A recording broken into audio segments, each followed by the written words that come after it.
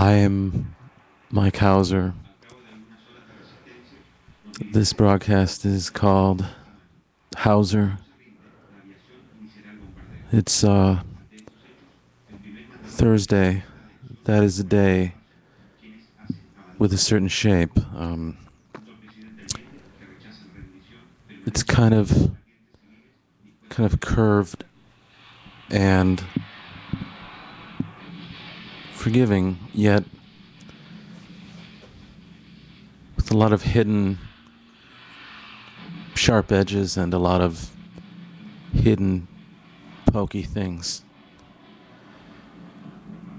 It feels like a day for compulsory slowness.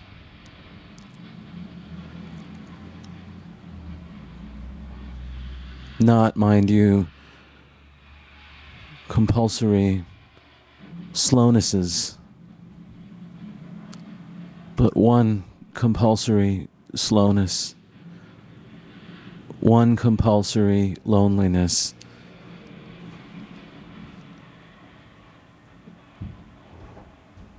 Maybe you're exhausted or your legs hurt. I know that when I was at a friend's house, my friend's dog, Scout, went fishing in a book bag I had brought for a coffee cup that was in the book bag. The next day, I see the chew marks on the coffee cup.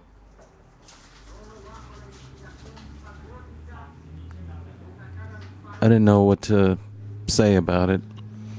I'm not sure if I even washed the coffee cup. People do all sorts of things with dogs, you know. I heard this week about something that's kind of a new thing. I can't say how, but it's a microchip for your pet.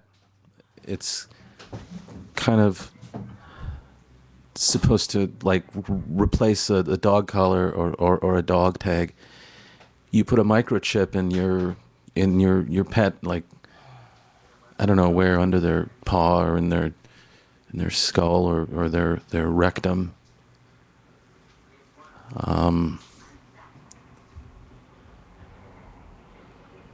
It would have to be surgically implanted, so I mean they probably wouldn't put it in the rectum. And there's a pet portal. There's a website. Websites have portals, and on this website there's a pet portal, which I thought was very funny because it kind of made me imagine like a dog, like an Irish setter or a golden retriever being like levitated or sort of dematerializing and then rematerializing in another place, kind of like on Star Trek. Or like a pet tractor beam that is pulling a dog up to a spaceship. In this scenario, it's debatable whether it's important to remember that the dog does not resist the pull of the tractor beam. My guest tonight, I am giving that another whirl. I'm not using any phones this week. Mike says no to that particular staple of talk radio. No call-ins.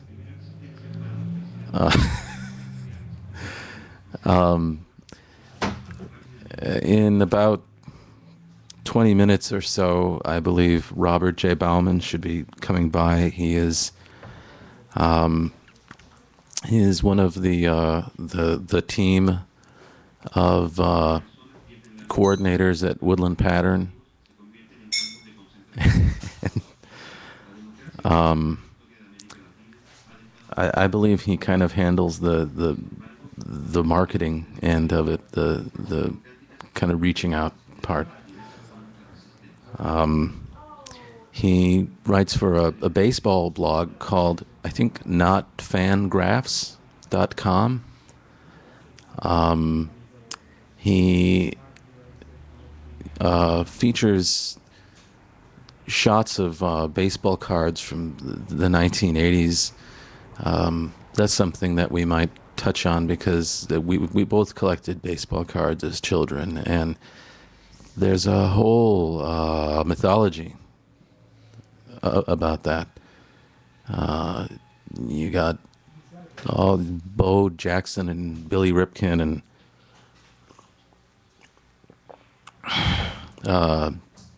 maybe perhaps Cal Ripken, but Billy seemed like the bad one, doing really, really naughty, really, really depraved things, rolling around on the field and covering themselves in peanut butter and broken glass. Oh, wait, that's Iggy Pop. I'm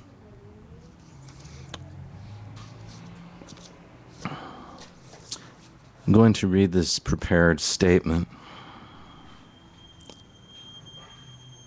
Oh, hey, you. It's good to see you. So good to see you.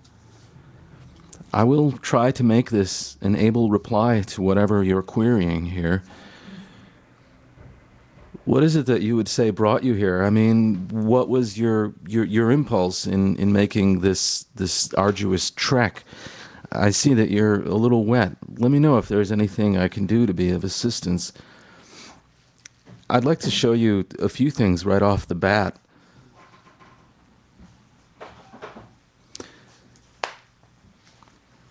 And I would hope that I'm not shying away from any real issues that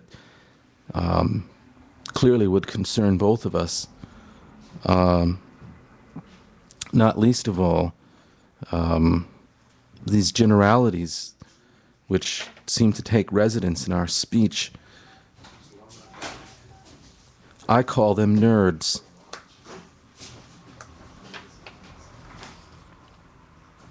I imagine them as little confections of obscure origin.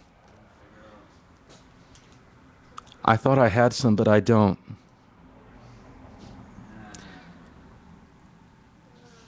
I imagine, or fantasize, as it were, some discordance between us, which can be traced to the small interruptions of tiny syrupy affectation.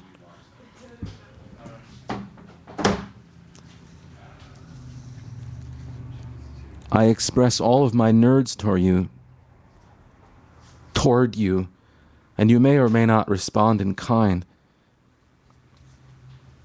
I might keep trying, as you might keep trying, to push forth an answer from across this space, sort of across from each other,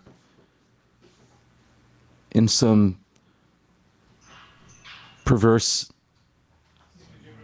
Marx Brothers setup, attempting to move obstructions out of the pathway. Perhaps we are now observing each other's capacities for lifting, for removing obstructions from the pathway, for sorting, for parsing, for keying into a kind of vague frequency or resonance. Say, my hand is moving nearer to yours. I am sweating a little, and you are sweating a little. We are sweating together. I don't really know how to parse this situation.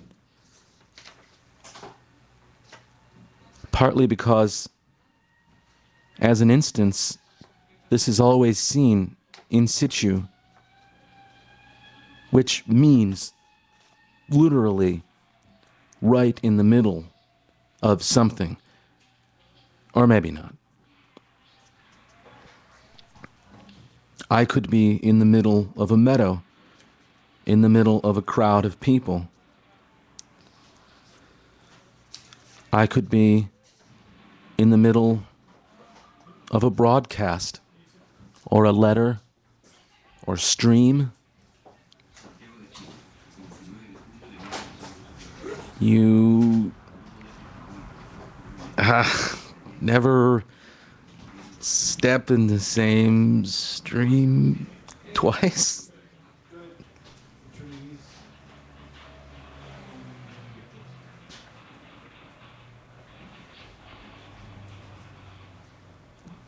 And your bare feet touch these tart little nerds of reciprocity. I feel now it's necessary to try to relay this really complicated thing to you.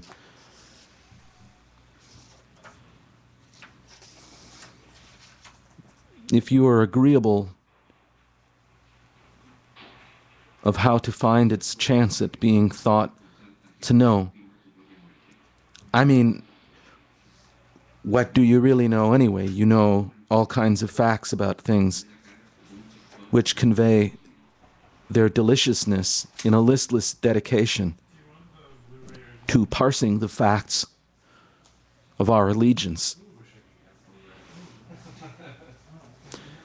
You know, stretching after being in a tight space feels really good.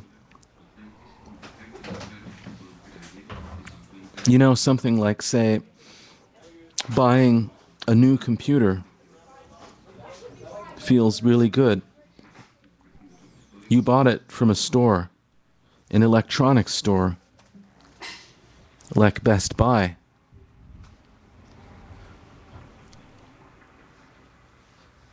You study at the local art college, and you think about those blue retail shirts as medium or possible medium, or set to medium high, but that's just cheap. That's so Andy Warhol. I was going to tell you that I'm attracted to you. I've had these conversations where I attempt an honesty with the other person, like that honesty I'm on the verge of attempting with you. It's strange because it feels sort of soft. There's a curvature, and yet an attempt at representation, a coiled power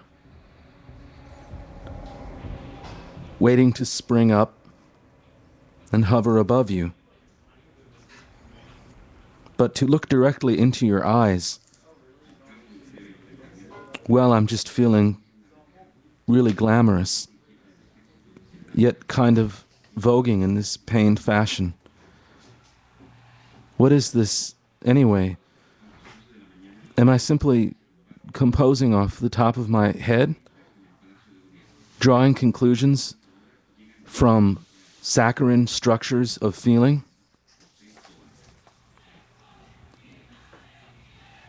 You know, there are a lot of mammals out there, but I need a break.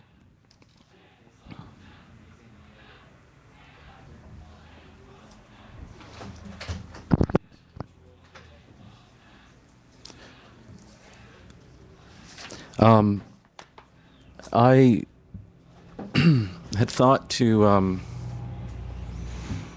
do a bit of improvising on the program tonight as well.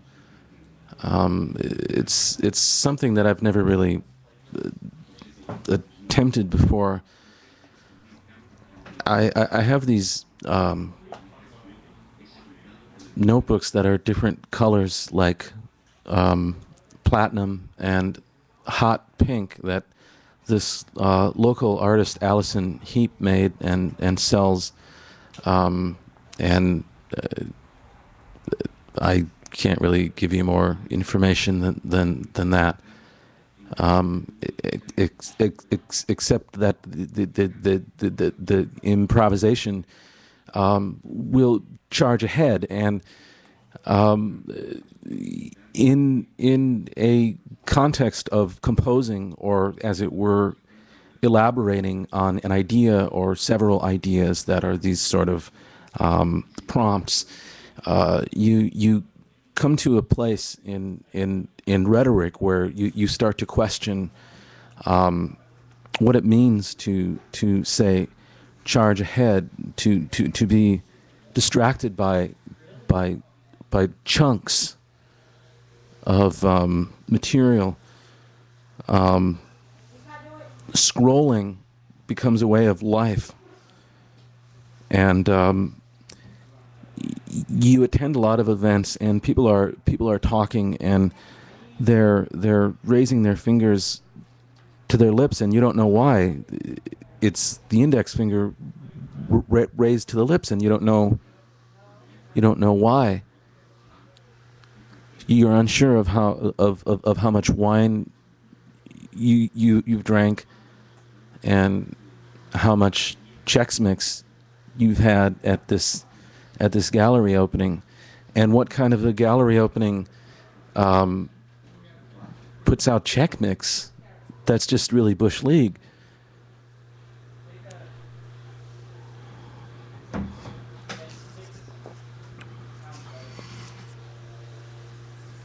At home, hearing talk through the floor, you find a way to make it pleasurable.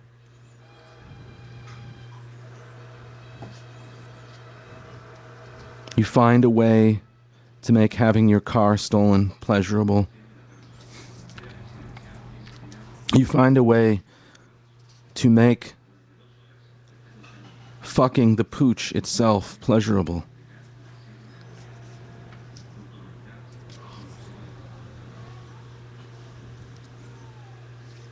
A figure from your past reemerges with an album. He hands it to you, looks into your face, and says, "This will melt your face off."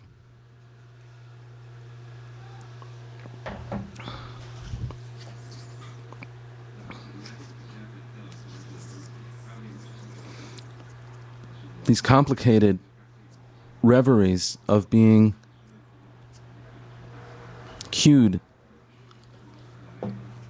to observe history from a vantage point of pure, uncut entertainment.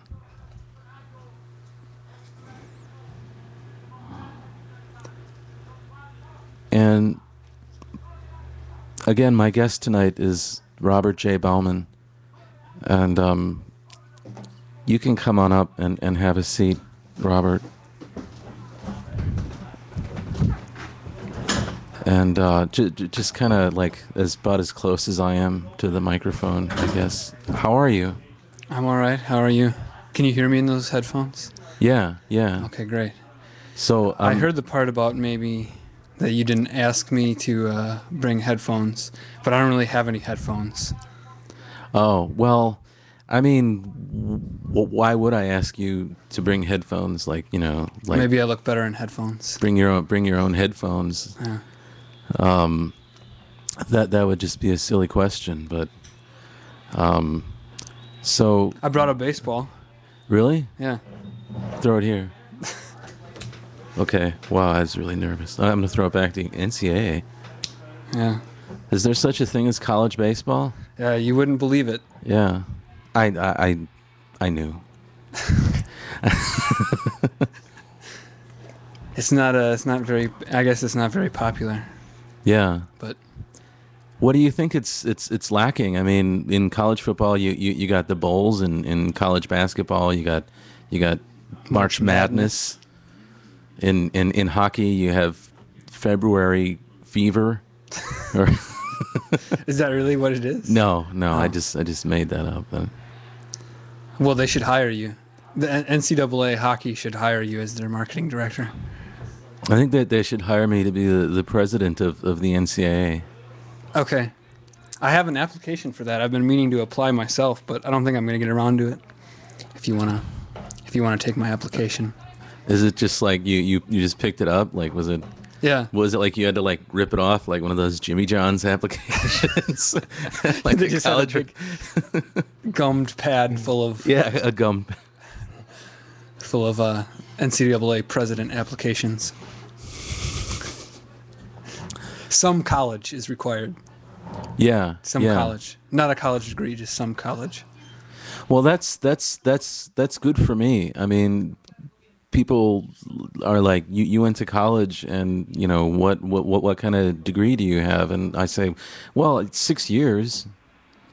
You know, because that's really all I can say. 6 years. But this is the interview. We're in it right now. We're in the middle of it. Hi.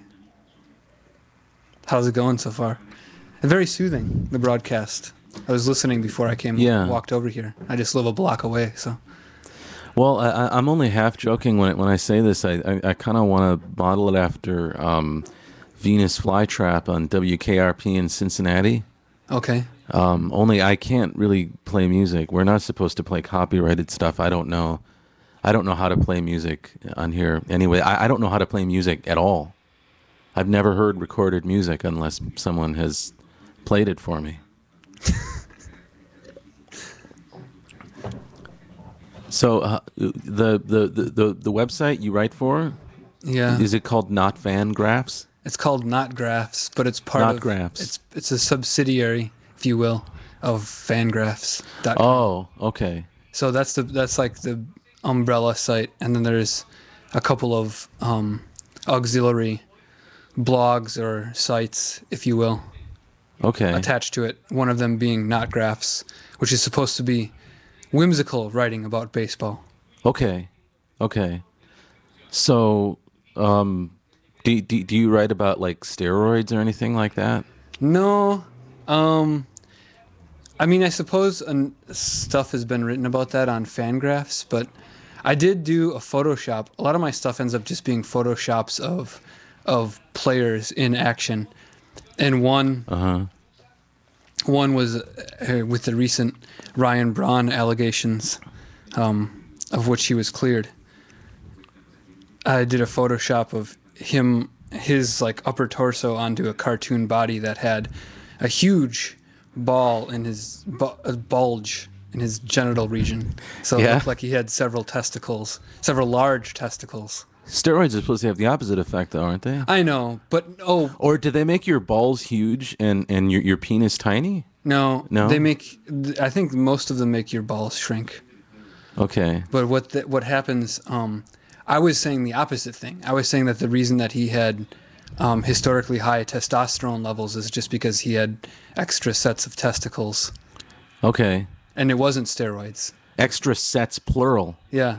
Like maybe like 3 sets of testicles. Like in all. billiards balls. Yeah.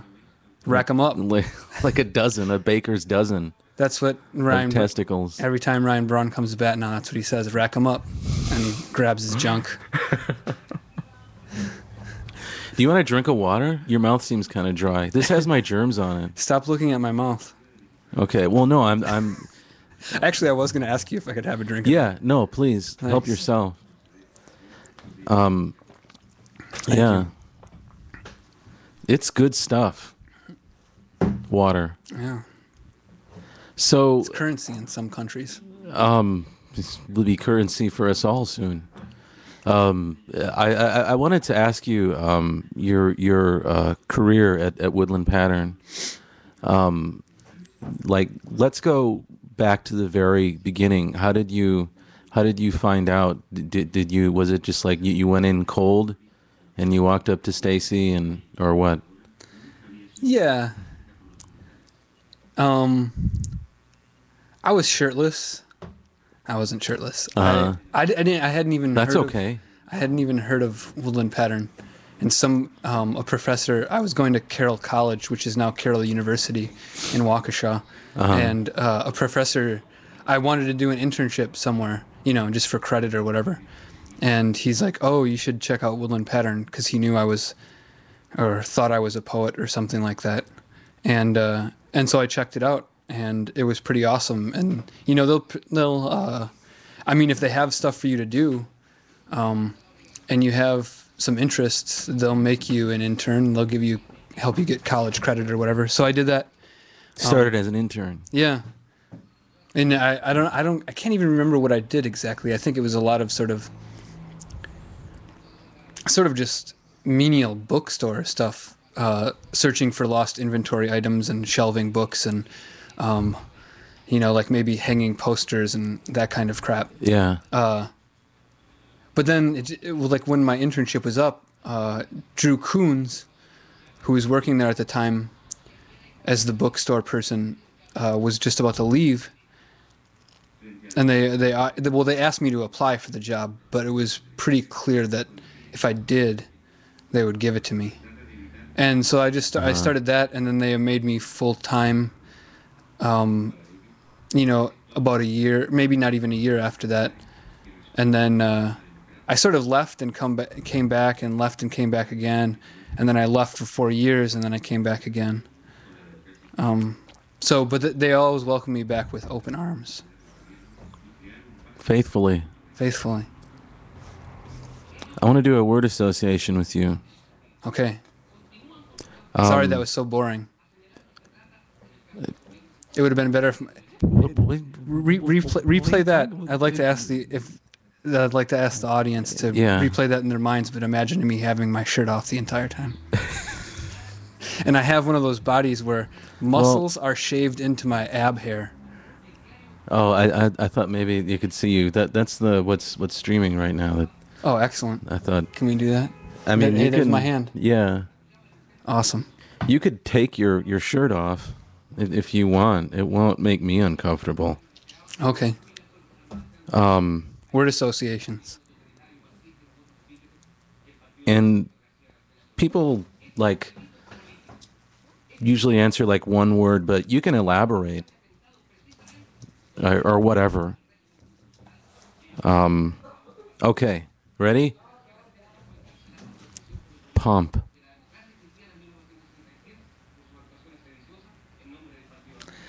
I always felt incredulous that, or maybe I'm misusing that word, that women's high-heeled shoes are called pumps. Oh. Right? I mean, because when I knew them first as the Reebok pump. Oh. The little basketball thing, and it pumps up the tongue of the shoe. But I think high heels were pumps first. Oh, absolutely they were. Yeah. But I'm saying me. I always just called them high heels. Uh-huh. When I was rooting around in my mother's closet as a toddler. Yeah. It was just high heels. They weren't pumps. And you'd pick one up and you say, high heel. And then put it back down. Me, Robert. High heel. Not pump. Okay. Rectify. Erection. Oh, that's hot. Caftan. Is that good enough for an improv? An improv? An improv. It's like a combination of deprive and improv. Caftan. Like you improvisationally deprive someone of something. Yeah. I hate my calves. That's my improv. Okay. I think they're very high on my leg. Okay. Well, it's actually like a dress. Oh, really? Or like a kind of wear. Oh, see, I didn't know that either. Yeah. I'm not up on nomenclature for women's fashions. You certainly are not. You've proven that much. Acorn. Easy-E. That's great. Lubricious. Former Milwaukee Brewers first baseman Lou Brock. Oh no, not Lou Brock. Greg Brock. Lou Brock is a Hall of Famer. Greg Brock is not. Sorry. Who did Lou Brock play for? I don't Twins? know. Senators? Cardinals, I think. Cardinals. Kevin. Thurston. Isn't that weird? Yeah. It should be Home Alone. No, why wouldn't it be Kevin Thurston? And why should it be Home Alone? Oh, I don't know. Well, straw. Well straw? That's a very long straw that you drink out of wells. I think you used to drink out of wells. Yeah. I think there's one of those in There Will Be Blood. That did. It goes across the room, limping on the back of Daniel Day-Lewis. Yeah. This is an easy one. Suck. The Milwaukee Brewers. Oh man, I was gonna ask you like, what's up with them this year? They can't score runs. It's rough. Relief pitching's bad, right? A lot of weird things. A lot of weird things. I think obviously the injuries come to mind the first, Yeah. most readily. Gamel's out, right? Gamel's out for the year. Narvison's out for the year. Alex Gonzalez out for the year. Oh, they're screwed. Carlos Gomez out for a little while, not for the whole year, but for a bit. Excuse me. Should we fire Renicky? No, I don't think. I think the managers generally have so little to do with it. I think it's easier. It's really easy for a manager to mess up, or it's much easier for a manager to mess up than to have like a really positive impact. And I think Renicky is the best you can hope from a manager is to sort of like maybe manage egos and not make boneheaded calls. The few times a game that you actually make a call. And I think Renicky is a zero-sum guy, and that's all you can really ask for from a manager. Yeah. He's the players like him, and he doesn't make boneheaded moves. Well, who was the last guy? Did the players like him? Did the players like Yost? Well, Yost was brought in because he had a reputation for being like a young players guy, and the Brewers had like some rookies and like a lot of young players that were hopefully going to be on the verge of stardom, and Yost, for whatever reason, had a reputation for being that kind of guy, and that's the same reason that he's the manager right now in Kansas City. Even though he's probably one of the worst managers that I can imagine. Certainly one of the worst managers that are active in Major League Baseball presently. Worse than Tom Trebelhorn? He was pretty bad, right? Actually, I think, that Trebelhorn gets a bad rap because he managed during a lot of bad Brewers years, but I think it'd be interesting to go back and look at that. I don't know enough about it. Who was the manager right after him? Oh, I can't even remember. Jerry Royster? Jerry Royster? No, that might have been a few years later. I had this cone when I was a kid. My mom still might have it in her basement. This yellow cone, plastic cone, and you were supposed to yell through it. You're supposed to put up to your mouth and yell through it. And it was like a free giveaway at County Stadium, Milwaukee County Stadium for a Brewers game, and it was Tom's Trebelhorn. That's so bad. I think I had my picture taken with Pat Listash once. Yeah. It must have been at County Stadium. It wouldn't have been anywhere else. He had a pretty. Might have been at a. No, it wouldn't have been at a. It was at County Stadium. I don't know what that. It doesn't even matter. I'm sorry, I'm interrupting you. No, that's fine. Listash, good man. How long did he play? A couple years in the majors. That's it? Yeah, he was pretty bad. He won Rookie of the Year award with the Brewers, and then after that it was all downhill. Wow. Speedster. He was a little speedster, a little runt. Hunk. Is that the next word? Yeah, hunk. Whatever. I really like the phrase hubba hubba. Oh. Especially when used to refer to the act of coitus. I always thought it was just like a kind of old-fashioned, like I know it's like cartoons with like the busty blonde and the eyes bug out and the hubba hubba, but Yeah. like I never thought it was that explicit. Do you like say it during sex? I'm going to hubba Should, hubba should you I not now. have gone there? Hubba. I always thought it would be really funny to say like your sweet bippy, like with your lover, not your lover in particular, but with a lover. With one's lover. Yeah, it That's was on laughing. um it's interesting that I wrote a story once and one of the main characters' name was Bippy.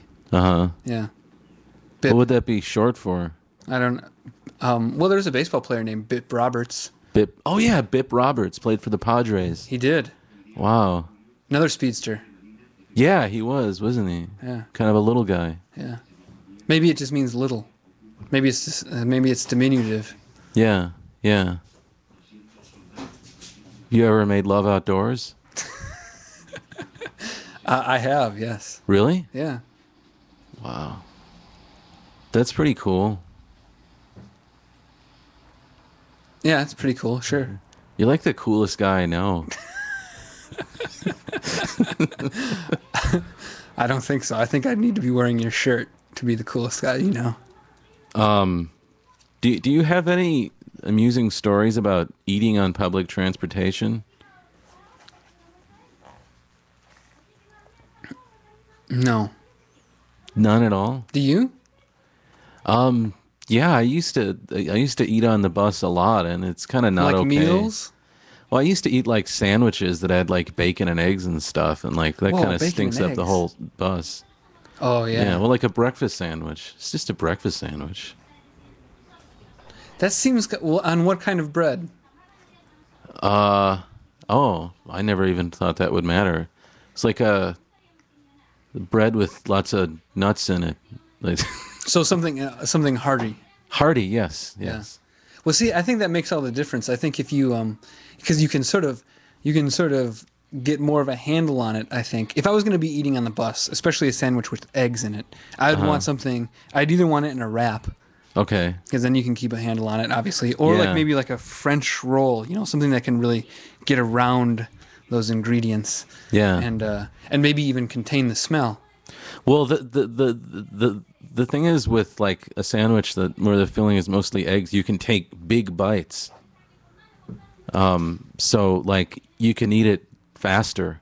Ah. I don't know. In the future, all our food is going to be in pill form. I was hoping it was all going to be in scrambled form. Do you watch Mad Men? I never have. I never once did. It kind of Mad Men. It's supposed to take place in the '60s, but it always seems like it takes place in the future. Yeah, the 60s, if It's you like look a really futuristic show. Yeah, if you look sort of back at that corporate culture of the 50s and 60s, it does seem sort of futuristic. Well, you know what?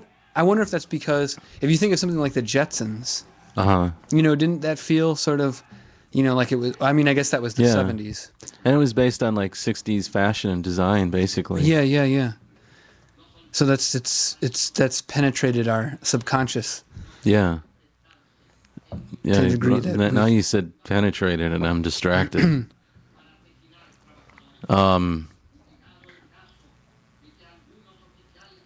I want this to be like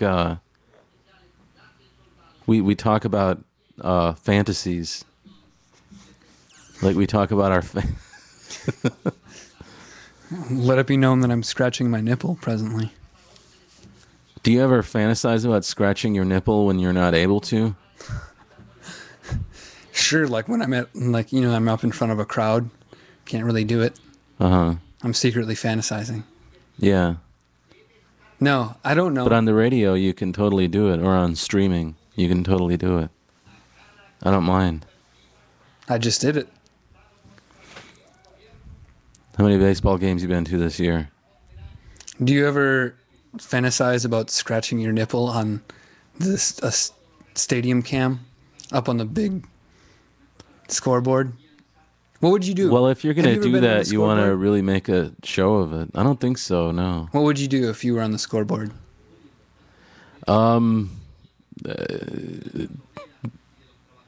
Nothing obscene.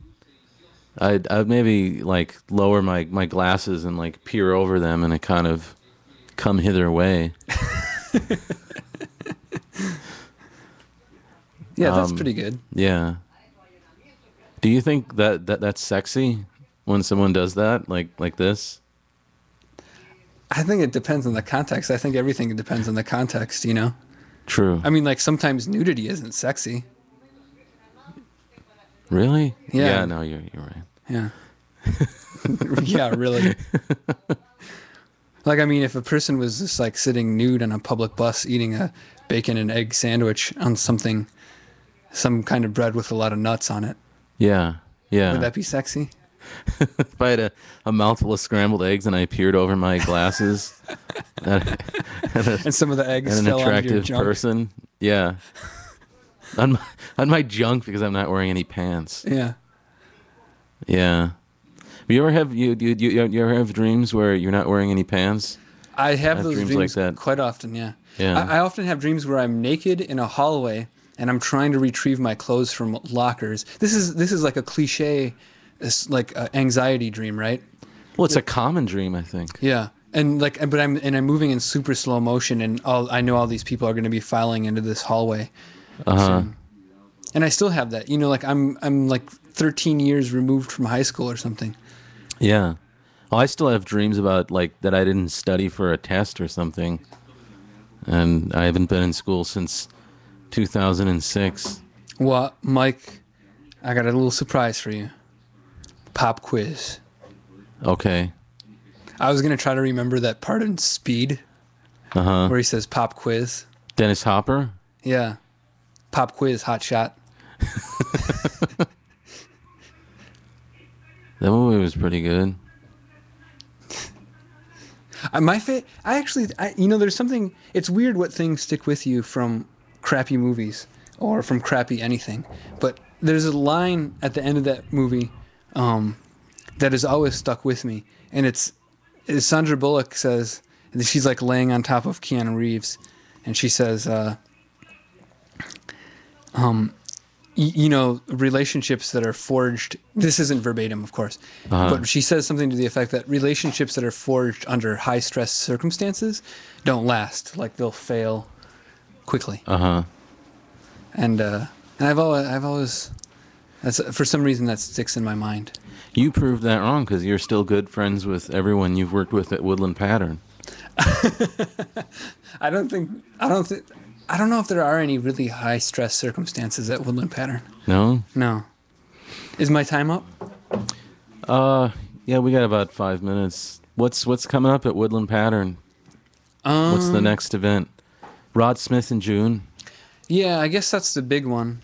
Rod Smith, poet, publisher, small bookstore manager out in Washington, D.C., is going to come and he's going to live at Linden Sculpture Garden for a week, which is pretty awesome. Nice little barn set up. He's going to teach a workshop. He's going to give a reading at Woodland Pattern on, what is that, June 3rd? June 3rd. So that should be pretty awesome. Rod's a great guy. Yeah, yeah. One of my favorite poets, in fact, contemporarily. He's one of my favorite poets too. He does a little bit of improvising when he reads. Yeah. And he also, I don't know, it seemed like when he read here, the reading was great, but it seemed like he doesn't really select poems. He just kind of brings a huge stack of them, which is supposed to be one of those poetry reading no-nos. But, I mean, Rod makes it work. Yeah.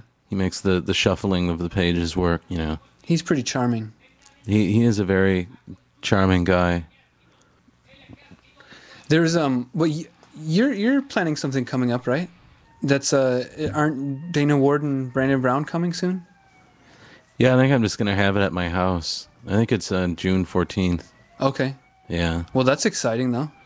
Yeah. I think what I said to them is June 14th. They said between the 14th and the 16th. So, yeah. I'm really excited. I'm really excited just to see those guys again, and then to hear them read is gonna be a cherry on top of the cake. Cherries on top of cakes. You want another drink of water? No, I'm good. Okay. I'll suffer through it. Yeah, I think we're just about done. Is your show over? Well, the store closes at 11. You see Tom's over there kind of Oh, I see. taking stock of Okay. everything. So, Well, thanks for having me, Mike. It was good to see you. thanks for coming. This has been lovely. Yeah. This has been like the broadcasts have been really stressful. I don't know if you've heard any of them. I kind of hope you haven't. There have been a lot of technical difficulties. Okay, I haven't yet, but Okay. maybe now if those are ironed out, I'll look forward to Yeah. the soothing voice of Mike Hauser. I'm pretty sure that they'll all be archived. There's no episodes of Hauser archived right now, but What's the name of the show again? it's just called Hauser. I decided to finally give in to the fact that people seem to like respond to my name. It's a sayable name. Yeah. Well, if you ever need So- to feel some, I have a long poem that I've been meaning to read that would probably take up an hour sometime. Okay. I'm just kidding. Oh, you had my hopes up, man. Okay, I'll read it for $50. Really? Yeah. Well, yeah, I think I can do that. I get paid about $8,000 for each one of these broadcasts. All right, that's So fine. Yeah. I can give you like 75, in fact. Okay. All right. And then I'll read the poem and then I'll read the first half of it again, All right. or the second half of it again. Your choice. I mean, just do what you feel most. Was that from a song? That was from a really... Maybe a song by Diggable Planets. Thanks everybody for listening, and I'll be back next week. And this is Hauser, and thanks again, Rob. Thanks, And go visit Woodland Pattern. If for some reason you don't know about it, on Center Street. Locust Street, 720 East Locust Street. Shoot, Locust Street. Yeah. Okay. Goodbye.